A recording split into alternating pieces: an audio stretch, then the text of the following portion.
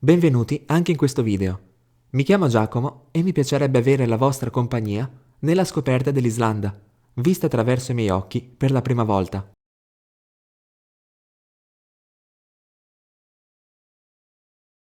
Questo viaggio comincia all'aeroporto di Bergamo, dove ho giusto il tempo di passeggiare qua e là, mangiare l'ultimo trancio di pizza che per i 6 giorni successivi mi avrebbe fatto sentire la mancanza di casa e ascoltare una musica d'accompagnamento al pianoforte che sembrava dire arrivederci.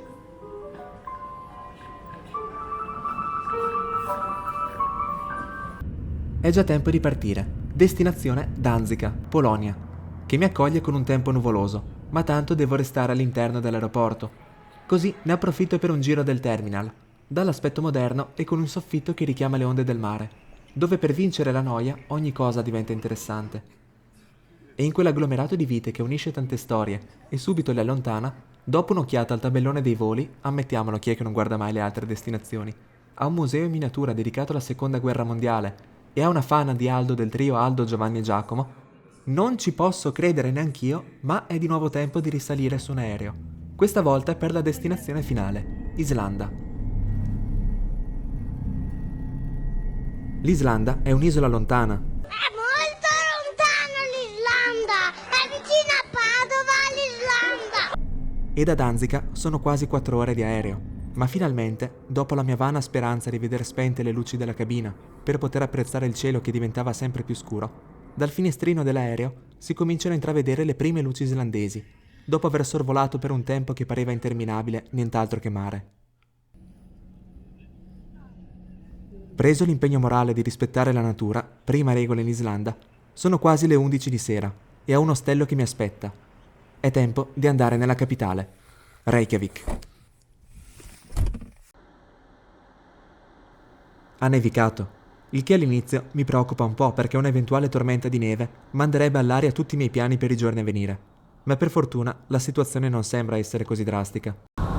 Qui in Islanda non ci sono autostrade. La strada particolare, diciamo, è la Ringvegur, la strada statale numero 1, che gira ad anello lungo tutta l'isola.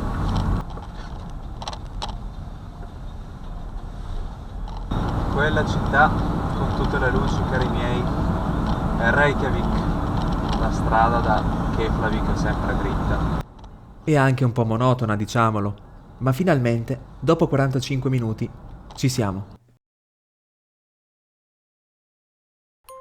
Buongiorno, o come dicono qui, Góðan daginn.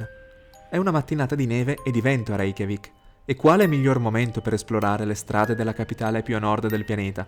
In realtà per vedere poche cose, però interessanti, tra cui una scultura dedicata a una nave vichinga e la cattedrale dal nome più difficile del mondo, Hallgrímskirkja, la cui forma prende spunto dalla colonna basaltica e che è tanto bella da fuori quanto strepitosa da dentro. Ma ora è tempo di lasciare Reykjavik. Destinazione: Penisola di Snæfellsnes.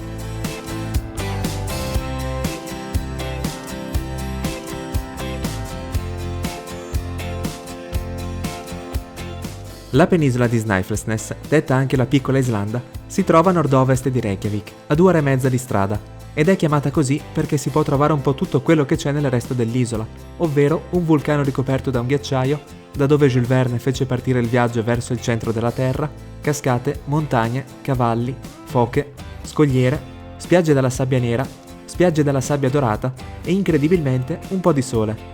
Perché la prima cosa che si impara appena arrivati in Islanda è che il tempo cambia completamente all'improvviso.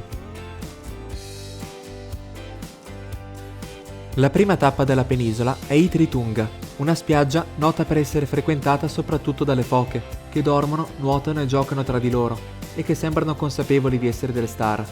Inoltre è la prima volta che vedo l'Oceano Atlantico così da vicino, il che fa salire il mio entusiasmo ancora di più.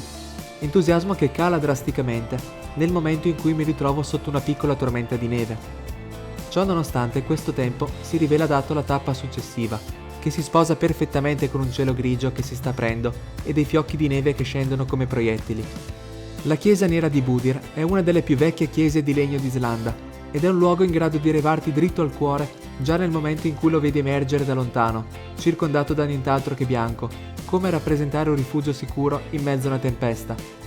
Giusto il tempo di fare qualche fotografia che già il cielo sta cambiando completamente. e di nuovo mi ritrovo in mezzo a quelli che sembrano tanti campi di stracciatella. E dopo un saluto monumento di pietra e una visita a Gat Clectur, un arco di roccia nei pressi di Arnarstapi, una località intrisa di un fascino e di una violenza talmente grandi da risultare indescrivibili, mi ritrovo vicino alle scogliere di Londrangar, che non solamente sono stupende, ma sono anche il luogo di una leggenda popolare a Snaefellsnes. Lo so, sarebbe stato meglio raccontare questa leggenda direttamente sul luogo, sarebbe stato più d'effetto, con le scogliere sullo sfondo, il mare, tutto bianco, però c'era un vento talmente forte che facevo fatica a parlare, quindi ve la racconto da qui. Le scogliere di Londrangar, in particolare Arstufa, fate finta che l'abbia pronunciato bene, sono il luogo di una leggenda, quella del duello tra il poeta Colbane e il diavolo. Per una scommessa, i due si erano messi d'accordo di trovarsi di notte sulla scogliera per sfidarsi e vedere chi dei due fosse più bravo nel comporre poesie. La sfida era questa. All'inizio il diavolo avrebbe composto i primi versi e Colbane li avrebbe terminati in rima secondo la metrica imposta. A notte inoltrata si sarebbero invertiti i ruoli. Chi dei due non fosse riuscito a completare la strofa iniziata dall'altro, per punizione si sarebbe dovuto gettare dalla scogliera e affidare all'altro il proprio destino. Così i due iniziarono. Il diavolo cominciava e Colbane terminava. Poi Colbane cominciava e il diavolo terminava. Sul far del giorno, però, Colbane, rendendosi conto che non potevano andare avanti così all'infinito, tirò fuori un coltello e lo puntò davanti agli occhi del diavolo, e subito iniziò delle rime, al quale il diavolo, sbigottito, non seppe come rispondere, anzi protestò dicendo che non era possibile fare rima con quei versi. Colbane in realtà, in maniera un po' forzata, fece subito un esempio, e il diavolo, preso alla sprovvista, cadde giù dalla scogliera. Si dice che da quel giorno il diavolo non andò più a disturbare il poeta Colbane. Ma lasciamo il diavolo e il poeta Colbane al loro duello e proseguiamo lungo la strada principale. O perché no? Prendiamo una deviazione e dirigiamoci verso quella luce all'orizzonte, esplorando un po' questa zona.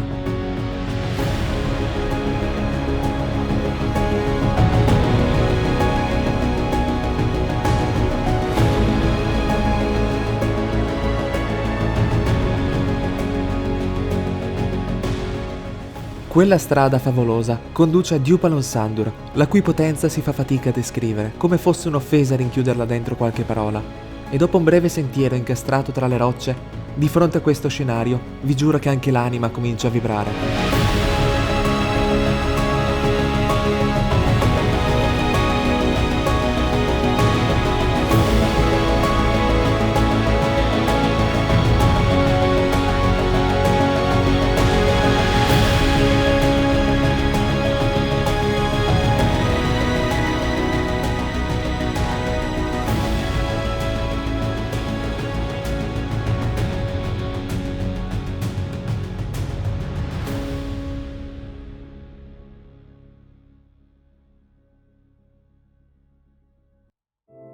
Ormai però mancano 30 minuti al tramonto e devo affrettarmi per riuscire ad arrivare prima del buio a Grundarfjörður, una piccola cittadina accanto al monte Kirkjufell. Ma di questo monte ne parleremo di nuovo tra pochissimo, perché di fronte a questi paesaggi vi posso assicurare che mi sono scese le lacrime.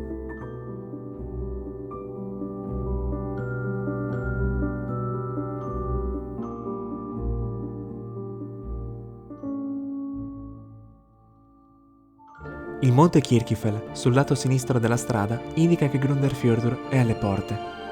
Il cielo è per buona parte pulito e c'è ancora un po' di luce. Le mie speranze di vedere per la prima volta l'aurora boreale sono alte. Stanotte inoltre ci sarà la luna piena e questo potrebbe giocare a mio vantaggio con l'esposizione del paesaggio nella fotografia notturna. In fondo è stata una giornata di meraviglia l'una dietro l'altra e anche se non la vedessi non andrei a dormire scontento. Ma le previsioni segnano un'attività K4 e dopo aver cercato una buona postazione per coronare il sogno di vedere l'aurora sopra il Kirkjufell, finalmente la regina del cielo artico appare.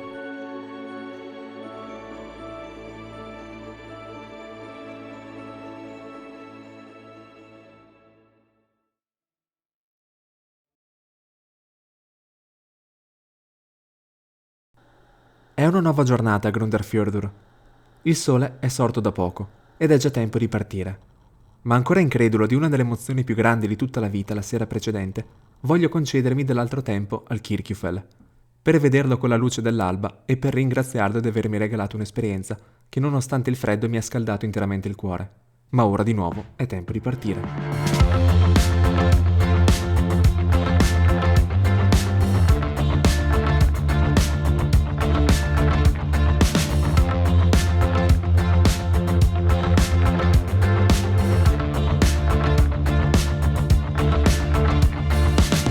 La direzione è sud, verso il cosiddetto Circolo d'Oro, un must imperdibile per chi viaggia in Islanda, specialmente la prima volta. Il Circolo d'Oro si trova non lontano da Reykjavik, il che da Snæfellsnes vuol dire farsi almeno 2 ore e mezza di strada con qualche sosta per un saluto agli splendidi cavalli islandesi, gli unici animali indigeni, che come le foche sanno di essere delle celebrità da queste parti, vista la quantità di turisti che si fermano per un selfie.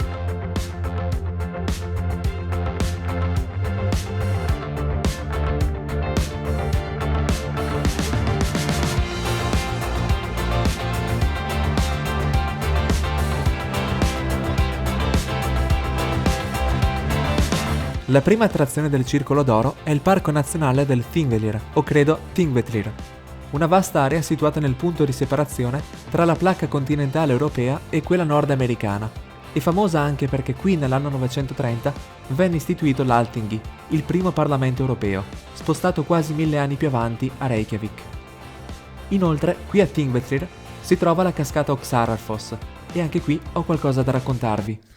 Altra leggenda, questa volta Oxararfoss. C'era una volta una ragazza di nome Jørun, una giovane promettente con un problema, un caratteraccio. Un giorno venne organizzata una gara di cavalli, ma il cavallo di suo padre perse. Così cosa fece lei, arrabbiatissima? Andò dal cavallo vincitore e gli mozzò una zampa. Sempre quel giorno, dopo aver tagliato la zampa al povero cavallo, scappò via. Arrivò a una cascata, superò un fiume e continuò a correre fino ad arrivare a una piccola gola inserita tra i monti, dove in una grotta costruì la propria dimora. E da quei monti poteva vedere le persone che passavano nelle vicinanze, a cui tendeva degli agguati, rapiva i cavalli, mangiava le persone, in pratica si era trasformata in un perfetto troll, che, come ogni troll che si rispetti, divora la gente. La situazione cominciava a farsi critica, vennero inviate anche delle squadre per uccidere Jørun, ma ogni volta lei si faceva un bello spuntino. Nessuno sapeva più come fare, tranne un giovane, che viaggiava spesso all'estero, e andò a chiedere consiglio al re di Norvegia, il quale gli disse di aggredire Jørun all'alba del giorno di Pentecoste, mentre lei dormiva in posizione prona, perché in quel momento della giornata ogni troll o spirito maligno sarebbe stato addormentato, e per farlo gli diede un'ascia, ordinandogli di colpirla in mezzo alla schiena. A quel punto lei, svegliata dal dolore, avrebbe recitato una formula magica a cui lui avrebbe risposto subito con un'altra, che l'avrebbe fatta rotolare via fino a un fiume con l'ascia conficcata in mezzo alla schiena. A quel punto l'ascia sarebbe stata trascinata via dalla corrente del fiume fino ad arrivare in un punto nei pressi del quale successivamente gli islandesi avrebbero tenuto le loro assemblee. E così quel giovane fece tutto quello che gli era stato ordinato. Jørun rotolò via con l'ascia conficcata nella schiena e l'ascia venne portata via dalla corrente del fiume, che prese il nome di Oxara, che significa ascia, per depositarsi in un punto nei pressi del quale gli islandesi istituirono l'Alþingi, il primo Parlamento europeo, costruito nell'anno 930 nel Parco Nazionale del Thingvellir. Tutta questa brutalità insegna una cosa fondamentale. Se avete una questione importante da risolvere, andate a chiedere al re di Norvegia. Ma rimettiamoci sulla strada, verso la seconda attrazione del Circolo d'Oro, dove la terra fuma, sbuffa e sputa getti d'acqua alti decine di metri. Sto parlando di Geysir, l'area geotermica che ha reso famoso il fenomeno dei geyser, che prendono il nome dal grande Geysir, che ora è inattivo, ma fino a non molti anni fa emetteva getti d'acqua alti anche più di 50 metri. Il suo posto oggi l'ha preso Strokkur, che con una precisione quasi da manuale ogni 5 minuti sputa acqua anche fino a 20-30 metri. A poca distanza da Geysir si trova la terza e ultima attrazione del Circolo d'Oro, Gullfoss, la cascata d'oro, una meraviglia talmente smisurata che ti lascia letteralmente senza parole. Il fatto che oggi noi possiamo visitarla non è così scontato perché nel secolo scorso alcuni investitori volevano farla diventare un impianto idroelettrico, ma la figlia dell'allora proprietario della cascata, innamorata perdutamente del luogo, si oppose fermamente, ed è anche grazie a lei se oggi noi possiamo rifarci gli occhi di fronte a questo inestimabile tesoro naturale. Quel cielo che si sta lentamente infocando mi fa rimettere di nuovo in marcia, dopo aver sostato per più del previsto a Gullfoss. Ma detto tra noi, ci mancherebbe anche. Di fronte a una delle più intense manifestazioni della forza della natura ci rimarreste anche per ore. Purtroppo l'attività dell'aurora questa sera è molto bassa e le nuvole coprono quasi tutto il cielo. Tempo di dare un altro saluto ai cavalli sotto un tramonto in grado di farti esplodere il cuore dalla gioia che la giornata è ormai finita nei pressi di Laugarvatn. Ma anche oggi è stata una giornata stupenda. È un nuovo giorno e il sole sorge a Løigarvatn, un piccolo villaggio inserito nel giro del Circolo d'Oro e costruito sopra alcune sorgenti termali. Ho un piccolo conto in sospeso dal giorno prima, perché tra Tingvellir e Strokkur si trova Brúarfoss, una cascata meno popolare che si raggiunge dopo almeno un'ora di camminata, solo che ieri non avrei fatto tempo ad andarci, quindi ci vado oggi.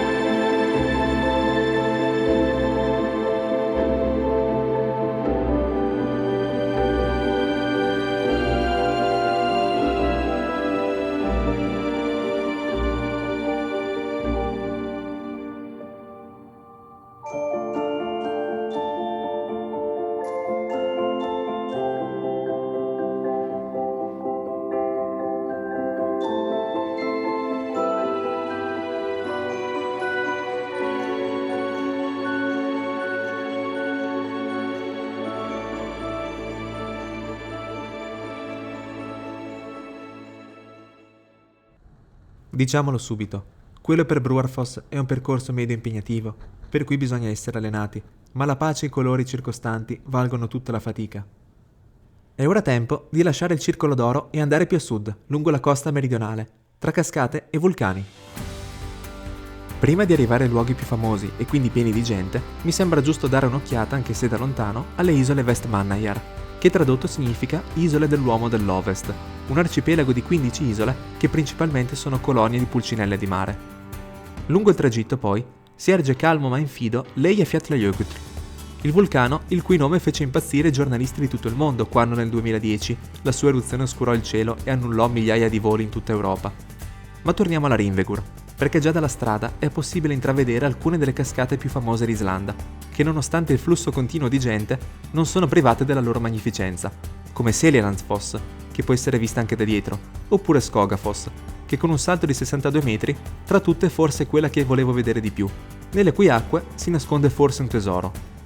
E anche a Skogafoss abbiamo una leggenda. Vuoi che una cascata così bella non abbia una storia dietro? Hey! La leggenda è quella del baule d'oro nascosto da Thrasi di Skogara, un uomo molto ricco che poco prima di morire disse: ho tanto di quell'oro, cosa ne faccio? Lo nascondo in un forziere. Cosa faccio di questo forziere? Lo seppellisco sotto la cascata. E così fece, perché quel baule è ancora lì. Tanti ci provarono ma nessuno riuscì a recuperarlo, tranne un gruppo di uomini che ci andò vicino perché fecero passare una corda attraverso la maniglia, ma sul più bello questa maniglia si ruppe e fu l'unica cosa che riuscirono a recuperare, perché il baule svanì ancora più in profondità. Questa maniglia poi venne attaccata prima alla porta di una chiesa, poi a quella di un'altra. Quando poi quest'ultima venne demolita, la maniglia venne affidata al museo di Skogara, dove ancora oggi è esposta al pubblico. Quindi se questo racconto è vero, il forziere è ancora lì, quindi se ci sono dei volontari, liberissimi di provarci. La leggenda finisce qui. In realtà ci sono anche altre storie legate a Skogafoss. Ad esempio, di giorno, quando i raggi del sole colpiscono la cascata, è possibile intravedere il luccichio delle monete d'oro. Secondo altri, di notte è possibile vedere dei troll che si fanno il bagno. Un'altra storia legata a Skogafoss dice che chiunque si bagni per 5 volte con le sue acque, poi ritroverà un oggetto che aveva perduto tempo prima.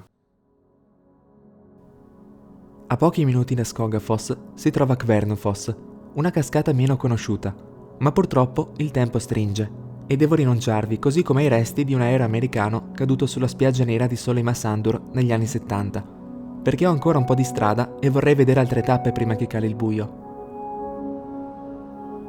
La strada che si fa via via più innevata mi porta in direzione del villaggio di Vik, nel regno dei venti da tanto sono forti, ma prima si trova Dirolei, un promontorio che è un po' il sogno di tutti gli innamorati della natura, perché la vista sulle spiagge di sabbia nera è qualcosa di veramente spaziale. Non vedo l'ora di camminare a Reynisfjara, quella favolosa spiaggia di sabbia nera, e guardare i faraglioni che le stanno davanti, ma il vento è talmente fuori dalla grazia divina che con le condizioni che sembrano peggiorare devo rinunciare anche a queste. Tempo di arrivare a Vic e mangiare qualcosa fuori, che anche oggi la giornata è finita, perché il vento è troppo forte per rimanere fuori a cercare l'Aurora, e vi assicuro che lungo la strada ho visto macchine ribaltate. Però posso dire di aver visto anche oggi quel cielo del nord dal colore così bello e incantato, che ti fa dimenticare di tutto quello che accade fuori dall'abitacolo della macchina. E nonostante le diverse rinunce, anche oggi è stata una giornata stupenda.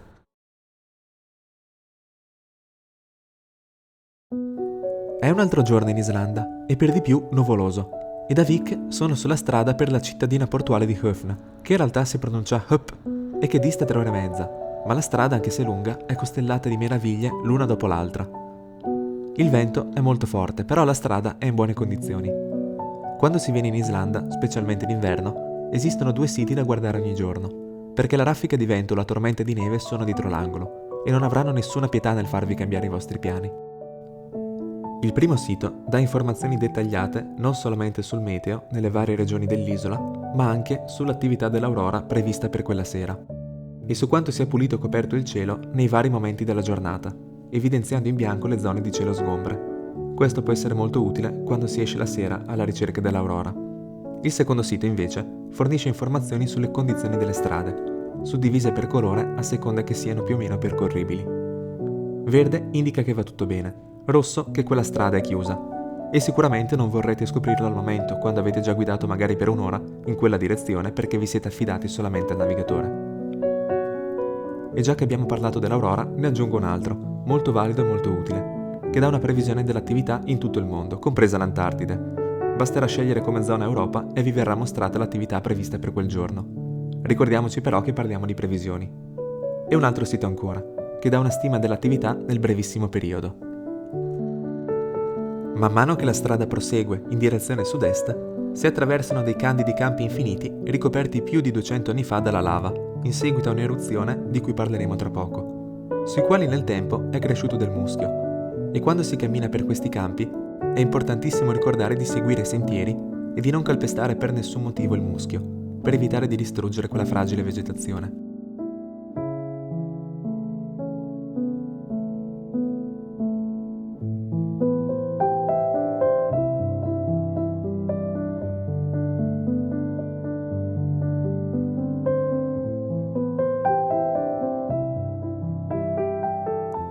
Sempre dalla strada numero 1 poi, un'angusta deviazione porta a Fjaðrárglúfur, un'altra delle innumerevoli meraviglie, un piccolo e magnifico canyon dove volendo si può camminare anche lungo il fiume che scorre tra le pareti di roccia, e che come ogni paesaggio naturale richiede quell'umiltà per cui ci rendiamo consapevoli di essere privilegiati nel poter assistere con una rispettosa contemplazione a un vero e proprio miracolo della natura. Perché di fronte a questa prodigiosa creazione, ogni parola diventa vana, e il silenzio interiore è necessario per poter rendersi conto di quanto siamo fortunati che nel mondo esistano luoghi del genere.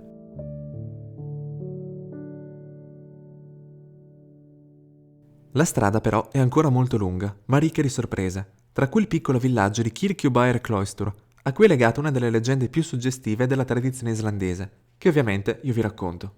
Questa è l'ultima leggenda che racconto, in realtà ce ne sono tantissime altre, però voglio lasciare questa scoperta a chi è desideroso di conoscerle. Per questo motivo consiglio questo libro, che si chiama Atlante leggendario delle strade d'Islanda, ed è un libro molto interessante perché accompagna il lettore lungo la Ringvegur, la strada numero 1. Va a prendere le singole regioni raccontandone le diverse leggende. Quindi se siete interessati, fateci un pensiero.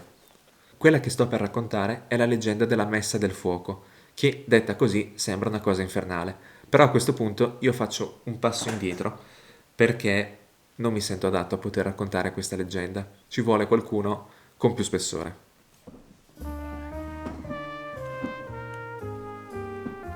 Quella che raccontiamo questa sera è una storia terribile e angosciante, capace di far impallidire perfino un camaleonte.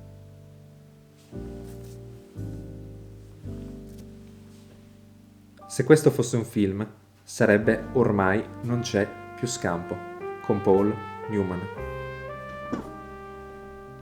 Per capire bene la situazione, dobbiamo tornare in Finlandia. È il 1822 e un fattore lapone si appresta come ogni giorno a tagliare la legna fuori dal suo capanno, quando all'improvviso dal bosco emerge un orso, Bruno. Ma questa non è una foresta, questo non è uno zoo, questa è l'Islanda. Siamo a Kirkjubæjarklaustur, è il 1783. Un anno come un altro, direte voi. E invece no, perché quel giorno tutto stava per cambiare. Paura, eh? È il giorno di Pentecoste e la gente si prepara per andare in chiesa. Come mai proprio quel giorno? Il vulcano Laki decise di dar vita a una delle più tremende eruzioni della storia, che non solamente fece disastri in Islanda, ma provocò effetti devastanti anche nel resto d'Europa negli anni successivi? Domande senza risposta. Ma torniamo in chiesa, perché quel giorno il reverendo Jon Steingrimsson aveva riunito i fedeli e tutti insieme pregarono ferventemente Dio affinché fermasse la colata di lava che stava avanzando verso il villaggio e che già aveva distrutto pascoli e ucciso persone e animali. Quando tutti uscirono, ciò che videro li rese pieni di meraviglia e di stupore, perché veramente la lava si era fermata a pochissimi metri di distanza dalla chiesa. E tutti gridarono al miracolo. E da quel momento l'episodio venne ricordato come la messa del fuoco. E successivamente il reverendo Jon Steingrimsson venne seppellito nel cimitero di Kirkjubæjarklaustur. Paura, eh? No, ora, scherzi a parte, la leggenda finisce qui, però a mio parere è una delle più interessanti e più suggestive di tutta la tradizione islandese. In realtà l'eruzione continuò anche negli anni successivi e la lava coprì molti dei campi circostanti, però il piccolo villaggio di Kirkjubæjarklaustur venne risparmiato. E dopo aver dato un'occhiata alla bella Stjórnarfoss vicino al villaggio, mi rimetto in macchina, puntando finalmente la mia bussola in direzione dei giganti dell'Islanda, i ghiacciai, in particolare il Vatnajökull, il ghiacciaio più grande d'Europa, le cui numerose diramazioni offrono una vista che ti lascia senza fiato. In questo momento sto andando a Fjalserdon e poi sarà la volta di Jökulsárlón. Fjalsardon, come Jökulsárlón, sono lagune glaciali ai piedi di lingue del Vatnajökull, che fino a neanche troppo tempo fa nemmeno esistevano, perché le ramificazioni arrivavano qualche chilometro più avanti, ma ritraendosi anno dopo anno per effetto del riscaldamento globale, hanno dato vita a queste lagune, che sono di una bellezza rara, seppur legate a un fatto drammatico che porterà a uno stravolgimento sempre maggiore dell'Islanda e di come la conosciamo noi oggi. Ottima l'occasione però di farmi una fotoricordo insieme a un iceberg sospeso nella laguna, prima che il freddo diventi ancora più pungente. Inutile dire che la bellezza di Fjalsardon mi ha spinto a rimanere il più del previsto e a lasciare Jökulsárlón al giorno successivo. E dopo aver visto qualche renna accanto alla strada in cerca di qualcosa da mangiare, sotto tutta quella neve, punto dritto verso Höpp, perché lì vicino si trova Stoksnes, un luogo selvaggio che con la vista del Vestrahorn è uno dei luoghi più incredibili di tutta l'Islanda e che muoio dalla voglia di vedere, ma di nuovo il vento sembra non essere d'accordo. Non ho riprese di quel momento, ma nei pressi di Höpp il vento era così forte che con il sole che stava calando, anche stavolta dovevo fare una rinuncia, forse quella più sentita.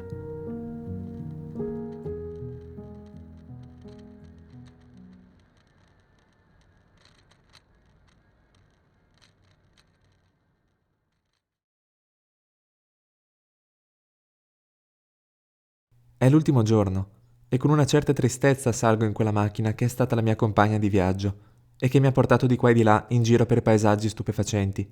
Ma non è ancora finita, perché all'orizzonte ho l'unico appuntamento fisso del viaggio.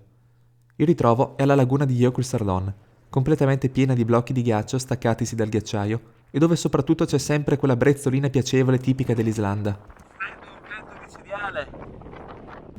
A breve però mi aspettano, quindi devo affrettarmi. Si va sul ghiacciaio.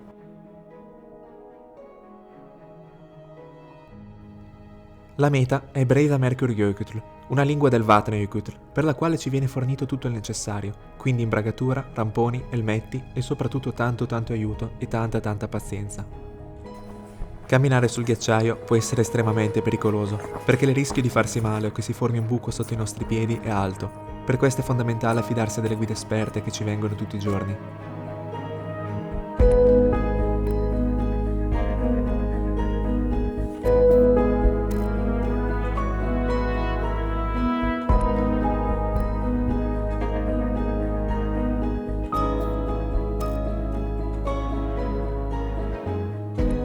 L'esperienza di essere a diretto contatto con questo gigante va oltre ogni mia possibilità di esprimerla a parole, perché fatta con la consapevolezza e con lo spirito giusto, la connessione che si crea è talmente forte che ci si sente permeare dall'energia sprigionata dal ghiacciaio.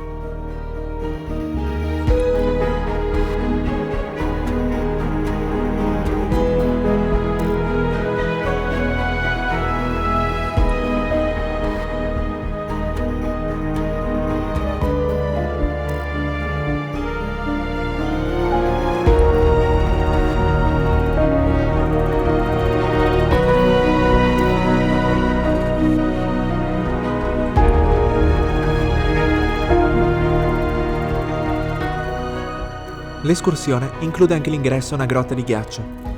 Purtroppo un piccolo incidente mi ha impedito di fare riprese all'interno, se non qualche fotografia. Ma credetemi quando vi dico che stare lì dentro, circondati da colori e riflessi, che sembrano appena usciti da un sogno, provoca un vero scuotimento della nostra dimensione più profonda.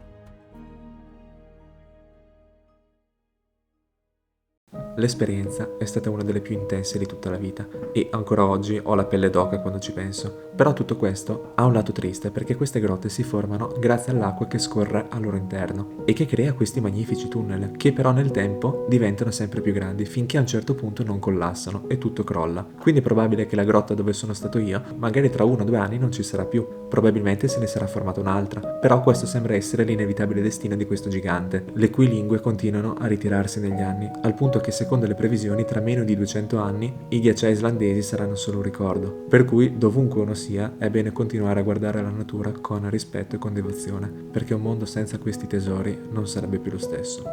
Ritornato io col Sarlon, ne approfitto per visitare Diamond Beach, dove gli iceberg che dalla laguna arrivano in mare vengono frantumati in tantissimi pezzi dalle onde e depositati sulla spiaggia, creando uno degli spettacoli più suggestivi di tutta la costa meridionale. Ormai il sole sta tramontando e davanti a me ho una traversata di quasi 5 ore fino a Reykjavik. E mentre il tempo scorre lentamente facendomi assaporare ogni secondo come fosse un'eternità, quella strada che già mi è cara mi riporta alla mente a tutti i luoghi visti nei giorni precedenti, a tutte le emozioni provate e sperimentate di fronte a paesaggi che per tantissimo tempo erano rimasti confinati solamente all'interno dei miei sogni e che avevo visto soltanto sul libro o tramite uno schermo, domandandomi come posso tornare da questo viaggio e soprattutto domandandomi che cos'è veramente l'Islanda. La mia conoscenza di questo stato è incompleta perché mi manca da scoprire ancora gran parte e credo che per quante volte uno ci torni, ogni volta sappia offrire spunti diversi. Ma provando a darmi una risposta, l'Islanda è una delle manifestazioni della natura al suo massimo splendore. È il boato delle possenti cascate, la bellezza delle coste, la tortuosità dei fiumi glaciali, la maestosità delle montagne, l'inaffidabilità dei vulcani, la solennità del ghiacciaio. Sono tutte le strade che attraversano spazi infiniti, compresi quelli del cuore. Sono quei bagliori verdi e violetti che illuminano il cielo. È l'imprevedibilità del tempo, la furia delle tempeste, le raffiche di vento che ti cambiano i piani all'improvviso, ma è anche il sole e il cielo di quel colore così azzurro che non avevo mai visto prima e che ti rallegra dopo interminabili ore sotto infinite distese di nuvole. È il sorriso stupito delle persone quando le ringrazi dicendo tak invece che thank you. È l'affettuosità dei cavalli e la curiosità delle foche. Sono le renne in giro per i campi. Sono tutte le leggende e le creature mitologiche che la abitano e che sopravvivono grazie a una tradizione che non accenna a morire. È la natura che ti invita a scoprirla, ma con rispetto, perché qui comanda lei. L'Islanda non è solamente uno stato. L'Islanda è un'opportunità. Un'opportunità per conoscere nuovi posti, ma soprattutto per conoscere meglio se stessi, per ridimensionare le proprie convinzioni, per capire che siamo minuscoli ma siamo anche grandi e possiamo essere grandiosi se rispondiamo alla chiamata di una natura che ci sta chiedendo aiuto, a cui noi non possiamo rimanere indifferenti, perché un'Islanda priva di ciò che la contraddistingue è uno scenario che personalmente non voglio immaginare. Non voglio pensare che in futuro si dica «c'era una volta in Islanda un ghiacciaio molto grande», perché l'Islanda è tutto questo e molto di più.